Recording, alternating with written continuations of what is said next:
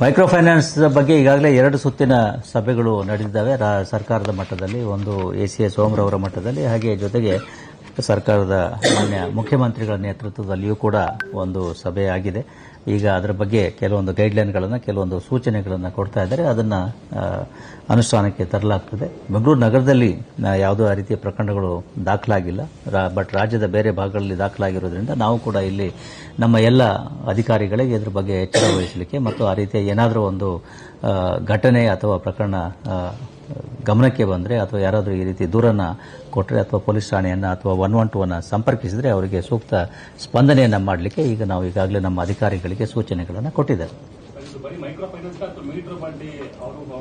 Metre ಬಡ್ಡಿ ಬಗ್ಗೆ ಈಗಾಗಲೇ ನಾವು ಕ್ರಮಗಳನ್ನು ತೆಗೆದುಕೊಳ್ತಾ ಇದ್ದೇವೆ. ಎಲ್ಲೆಲ್ಲಿ ದೂರುಗಳು ಬರ್ತಾ ಇದ್ದೇವೆ ಅಂಥ ಕಡೆಗಳಲ್ಲಿ, ಬಟ್ ಅದರಲ್ಲಿ ನಾವು ಕೋಆಪರೇಟಿವ್ ಸೊಸೈಟಿಯೊಂದಿಗೆ ಸೇರಿಕೊಂಡು ಮಾಡಬೇಕಾಗ್ತದೆ. ಆ ರೀತಿಯ ಸಾಕಷ್ಟು ಪ್ರಕರಣಗಳನ್ನು ನಾವು ಈಗಾಗಲೇ ಮಾಡಿದ್ದೇವೆ. ಮೀಟರ್ ಬಡ್ಡಿಯೂ ಕೂಡ ಬಗ್ಗೆ ಯಾರಾದರೂ ಆ ರೀತಿ ಅವರಿಗೆ ಮೋಸ ಆಗಿದ್ರೆ ಅಥವಾ ಸಮಸ್ಯೆ ಆಗಿದ್ರೆ ಪೊಲೀಸರನ್ನು ಸಂಪರ್ಕಿಸಬಹುದು.